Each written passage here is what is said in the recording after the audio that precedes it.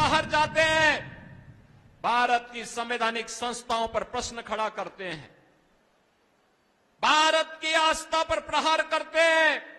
कांग्रेस तो आपके पास आएगी, नारा देगी, इन लोग भी आपके पास आएगी, जाति का नारा देगी। कांग्रेस और इन लोग से पूछना चाहता हूं, इन्होंने जब इन्हें सत्ता मिली थी तब क्या किया था, क्या से कैसे कैसे नजारे थे इनके समय में, लूट धड़ल्ले ऐसे होती थी, यहां तक कि हिंदू मंदिरों से भी ये लोग पैसा ले लेते थे। कांग्रेस अपनी विघटनकारी मानसिकता के लिए जानी जाती है। आप देख रहे होंगे कांग्रेस के नेता और नेता प्रतिपक्ष लोकसभा से राहुल गांधी के वक्तव्यों को देख सकते हैं। जब भारत के बाहर जाते हैं, भारत की संवैधानिक संस्थाओं पर प्रश्न खड़ा करते हैं, भारत की आस्था पर प्रहार करते हैं, भारत की गुरु परंपरा के बारे में अनर्गल टिप्पणी करते हैं।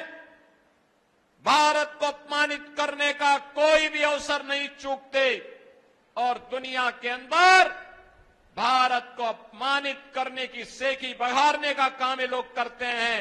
ये लोग जो देश की सुरक्षा के साथ खिलवाड़ करते हैं, इन लोगों से उम्मीद करना कि भारत की सुरक्षा और भारत की समृद्धि के लिए कोई प्रयास करेंगे, ये बेईमानी होगी। और कांग्रेस आज इस बेईमानी पे उतर चुकी है। मैं आपसे ये कहने के लिए आया हूं, इन्होंने आजादी के बाद 75 वर्षों में लगातार अपने राजनीतिक स्वार्थों के लिए समाज को आपस में लड़ाने का काम किया, जातीय सेनाएं खड़ी की। ये जातिवाद, ये मत और मजहब की राजनीति, ये विकास की सबसे बड़ी बाधा है। बहनों और भाइयों, अगर हमें विकास करना है, अपने वर्तमान को अच्छा बनाना है, अपने भविष्य को सुखद और उज्जवल बनाना है, तो हमें इन बैरियर्स को पार करना पड़ेगा जो जातिवाद के नाम पर है, मत और संप्रदाय के नाम पर है, जो किसी अन्य कारणों से है। इन सब से उबर करके कार्य करना होगा। और इसी के लिए 14 में प्रधानमंत्री मोदी जी ने देशवासियों को मंत्र दिया था।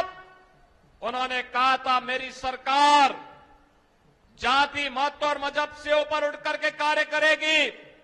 मेरी सरकार का मंत्र होगा जिसमें समान रूप से एक सर्वसमावेशी विकास का कार्य होगा।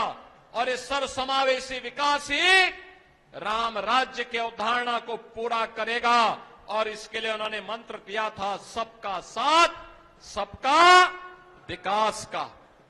बहनों और भाइयों, याद करिए, कांग्रेस तो आपके पास आएगी, नारा देगी, इन लोग भी आपके पास आएगी, जाति का नारा देगी, विभाजन की नारा देगी।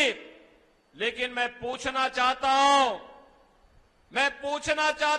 कांग्रेस और इन लोगों से पूछना चाहता हूं, इन्होंने जब इन्हें सत्ता मिली थी तब क्या किया था, क्या से कैसे कैसे नजारे थे इनके समय में, लूट धड़ल्ले ऐसे होती थी, यहां तक कि हिंदू मंदिरों से भी ये लोग पैसा ले लेते थे।